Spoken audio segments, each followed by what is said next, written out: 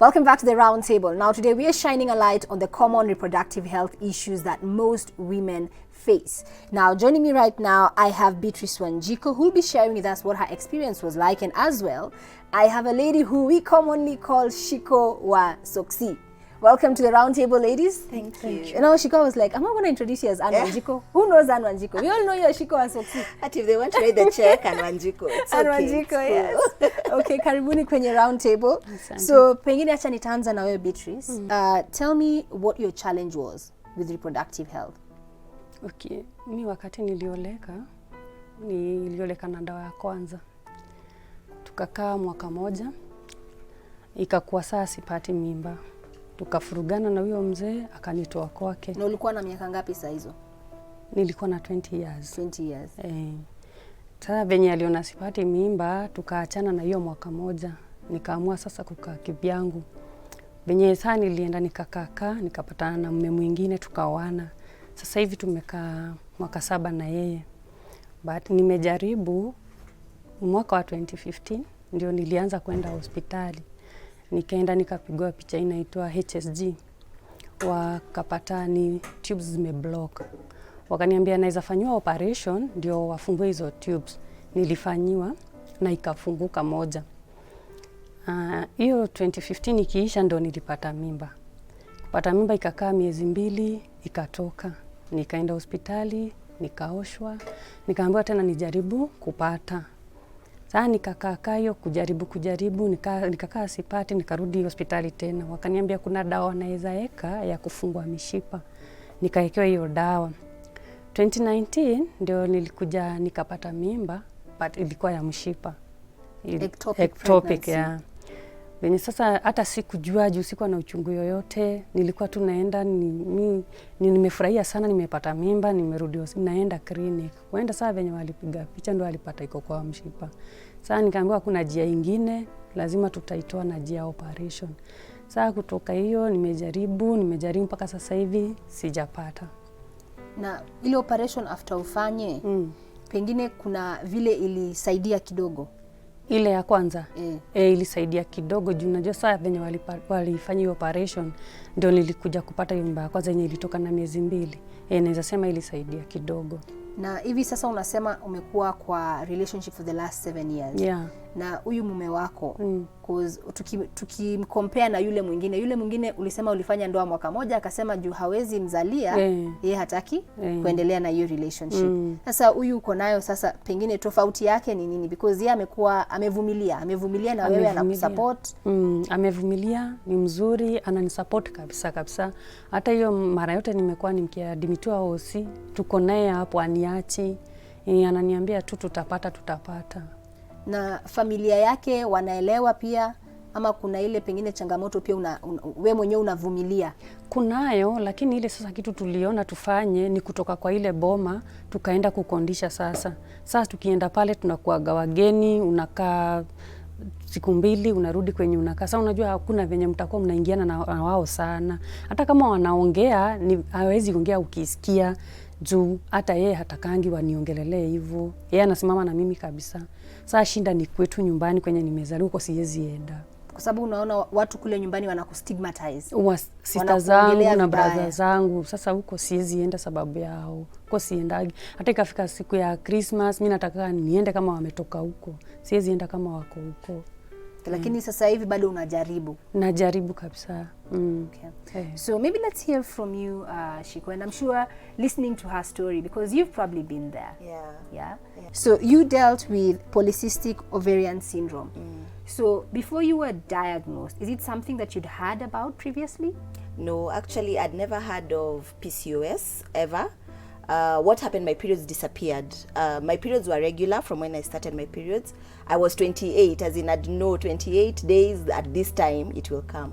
Then all of a sudden my periods disappeared and I knew I was not pregnant. So I gave it the first month, I gave it the second month, and I was like, there's something wrong. So the third month I decided, let me go see a doctor. And that's when they did a scan and they saw that my ovaries had cysts in them, very many cysts, especially my right one had very many. And at this time, did you have any particular symptoms? Was it showing up or demonstrating? The only thing I can think of now, looking back, is I had a lot of acne from high school. So maybe that was, I had a lot of acne, and a year before my periods disappeared, I had milk coming out of my breasts. Like I've just given birth. Not normal. Yes. Yeah. Because actually you should get the milk when you've gotten a baby. For sure. So when I went to see the doctor then, he found it strange, but he didn't dig deeper. He just told me, okay, here are the dawas, don't press because you'll keep on in the mind, and it disappeared. So a year later, that's when the periods disappeared. So the gyna I saw felt I was 27 years old, I didn't have a child, and he felt that I'll never have a child. And he insisted, you need to get a child now because you're old and PCOS has struck. So I was dating Soxy then, and Soxy was like, mimi sijafikiria kukuoa sahi, so you make your decision, but me, I'm not marrying you now because of a child. Right. So anyway, we weathered the condition, that time, and we got married 2 years later. So when we got married, Soxy was of the opinion we wait a year to, just enjoy our marriage. And for you alarmed. I don't have the time. Niliambiwa sina time, and now Yes. I'm headed to 30. Yeah. So I pressured him, and we started trying. Unfortunately, the starting trying now led to more depression because the baby was not coming. And you're frustrated. He's frustrated. I'm frustrated, yeah. And we are wondering, okay. So I went to a different gyna, and he told us we wait for a year because that's when they say that you're infertile. We try for a year, and then now we see what to do. So I did the year. It ended nothing. So I went back, and that's when I started fertility medication. Yes.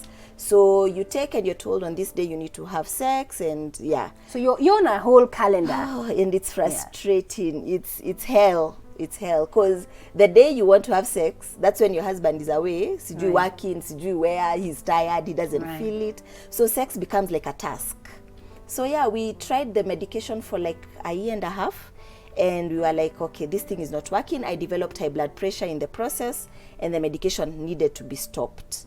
And yeah, we parted with my doctor saying that I need to do IVF, or I go back and I do something they call ovarian drilling. And I'm sure for you must have been so frustrated. Very I'm tired. Sure it wasn't also cheap. Yes, yeah. It was around 500,000 then. Both operations, both whatever, IVF and the ovarian drilling. Both of the treatments. Yes. So Soxy and I were like, okay, we don't have that money now. And Soxy was of the opinion, I did not marry you so that you give me children. So tuachane na watoto, we move on with our lives. And you're the lucky ones because Beatrice has endured a man who could not wait. Yeah. But luckily sahi akona mwanaume ambaye anaelewa. And so probably in that period, because she's talking about to date, she still feels stigmatized. Yeah. Did you have to go through that? Yes, I stopped going to church. I stopped going for, is it wedding, to baby shower? I was not going for such. I just became najificha. Withdrawn. Yes. As much as I never felt it, Aki, I'm so sorry, I never felt it from my family. Or rather, even if Soxy's family talked, it never got to me. I was well protected. There's just pressure from inside that you feel my body is not working the way it's supposed to work. Right. Yeah, and society expects that I get a child. Right. Yeah. And so finally now you've given up on the treatments? Yes. And you're deciding, let's wait. Let's wait it out and see what God has in store for us. I remember I went back home and I told Soxy, tukijaribu for 2 years and nothing is coming, we just adopt and move on. So you had made your peace. Yes. With it. And I think making my peace helped me because I also became calm. Anxiety left me. I was never... No more schedules. No, I was never having sex because I want a right. child. I just relaxed. And 9 months, 9 or 10 months later, I was pregnant. I didn't even know I was pregnant because I had even stopped chatting and checking. Yeah. And was it an easy pregnancy? Fairly, because I didn't have any complications apart from the high blood pressure, which I had developed and which I have to date. Yeah. Okay, so you got pregnant the first time around. Was it also easy to get pregnant with the second child as well? Because the second one was like blinking and I was pregnant. Yeah. So the first one happened without us knowing. So it was CS. My firstborn was a CS. So the doctor told us, at least give it a year and a half before you conceive, so that at least the wound has healed. I was pregnant, I think, when we were celebrating birthday ya kwanza for the firstborn, I was pregnant. So it just happened because we thought if I took almost 3 years to get my firstborn, tuanze sahi ndio secondborn akuje after those 3 years. So you're definitely blessed. Thank God. Again, just to put it into context, the reality is that for most women, because either they cannot afford the healthcare, their stories are actually, they have a sad ending. And maybe just to put into context a lot of what it is we are saying, I'm going to loop in Dr. Rajesh. So Dr. Rajesh, maybe just to explain to us in layman terms, what exactly is PCOS? PCOS is a polycystic ovarian syndrome. Now, the polycystic means there are too many cysts within the ovary. Now, the problem is there will be too many follicle, but there will be no follicle that will grow mature beyond 10 millimeter, or they will grow very slowly. That is why women having polycystic ovary will struggle getting ovulation and so pregnant. When there is a polycystic ovary syndrome, there is also some hormonal imbalance in body that will lead to some cosmetic problem like acne. What Shiko mentioned, she had lots of acne at some point. Yes. So that is because of high androgen level in blood. And also a problem with lipid profiles will get deranged. Some will have a problem with say hair growth in chin, in mouth, in face, and few will have a very heavy period, irregular periods. So this sort of problem, when it is there, it may appear early in their life or mid in their life, anytime it can come. What is the reason of the polycystic is exactly not found till date, but it can be hereditary and it can be a multifactorial thing as well. Okay, and maybe back to you, Shiko, because your entire experience really inspired you. Now you're running the foundation, and I'm sure you're doing a lot of outreach with women. So what is the thing that, in your opinion, most women miss? I think information. The doctors, not Dr. Rajesh, but the doctors don't sit us down and take us through, this is what you're going through and this is how it will affect you. And it won't end after you get a child, because even me now, even after getting my children, my periods disappear sometimes. Right. So it's just that now I've known how to manage my body. I've learned my body. So information is missing a lot, and support. We as women also, we don't sit down and talk such things. We don't talk about reproductive health. We don't ask each other, hey, your period, has it showed up? How does it look? Is it heavy? Is it light?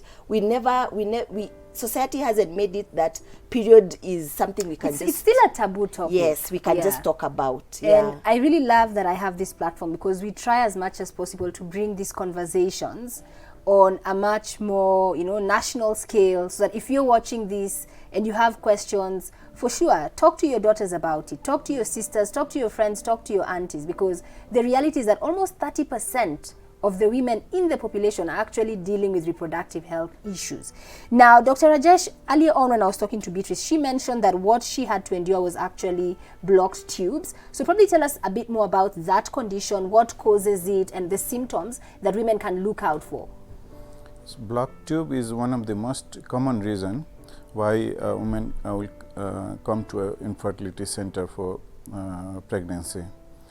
The most common cause of blocked tubes are infection by chlamydia or tuberculosis, and any previous surgery in the pelvic region that may also cause blocked tube. When a woman is getting operated for any reason, then there is a tendency of the fallopian tubes getting stuck in any other organ. So that may lead to blocked tube as well. So is there a way that condition can be managed? Because listening to Beatrice, she's still trying to have a child. So does she have hope? That depends the severity of the blockage of the tube. If there is a severe scarring in the fallopian tube, then IVF is the only solution.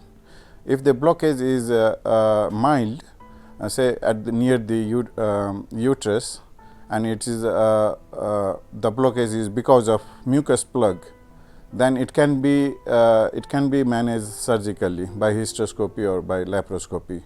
But even when we reopen the blocked tube, if a woman don't get pregnant within 6 months, then there is a high chance that she needs IVF after that. So pengine Beatrice kukuuliza, ushaambiwa wewe pengine uende uangalie kama unaweza fanya any treatment kama ile sasa inasemekana hapa IVF? Daktari ashaikuambia hivyo?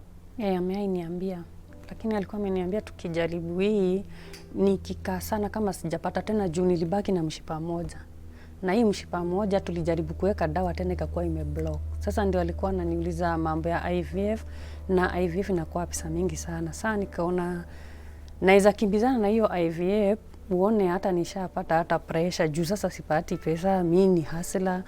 Unaona, sasa nikaona kwanza nitulie. Na sasa hivi kama we na mzee mmefika uamuzi gani? Unaona kama hapa Shiko ametuambia yeye ilifika wakati akasema you know what, kama Mungu anaona mimi sitajaliwa hapa, pengine tuta-adopt. Kama wewe na mzee hiyo mshazungumza like pengine usipoweza kabisa kupata mtoto, msha have that conversation? Hapana, hiyo hatujaongea juu tunangojea tu Mungu atatenda. Kama alikuwa ametenda na nikapata ingine ya mshipa, hata hii atafungua njia na nitapata. Juu mimi sijaipenda hii story ya kuadopt, sijaipenda. Juu sasa unaona kama kwetu venye kuko na huku kwa kina bwanangu, nimeenda pale nimechukua mtoto mwingine na wanajua si wangu. Watakuja tu kumwambia, na wakishamwambia huyu mtoto atakuwa ananichukulia vibaya sana. Ili tu hata sasa kama haitawezekana, fadhali tu nika hivyo kuliko kwenda kuchukua mtoto mwingine. Okay. And maybe I'm seeing, Shiko, you have a lot of empathy for her. Yeah. And I feel like you have a word for her. So I'm going to let you deliver the word to her. I think it's so close home. I feel like I know how it feels. I've walked in those shoes before. I think just trust in God, as in, because babies come from God. Just trust in God. Shikilia tu hapo, and the fact that you have a supporting husband that you can take to the bank, as in hiyo ni kitu unaweza shikilia kabisa, because some men just leave. Hawawezi understand how you're going through that. Okay. Beatrice, umepokea hiyo mawaidha? Nimepokea kabisa. Na sio Beatrice pekee, any woman who's watching, because the reality is that these issues are more prevalent than we'd like to think. And I want to implore you, if you even feel like any of the symptoms that Dr. Rajesh or any of my guests have mentioned is something that you're dealing with as a woman, is something that your wife is dealing with, please urge them to go seek medical attention. Because the reality is that with a lot of these conditions, the earlier you get detected, the earlier you get treatment, the better your chances are of actually being healed completely, or at the very least, living a more healthier and happy lifestyle. Well, on that note, we'll be taking a very quick break. Don't go too far. We'll be right back.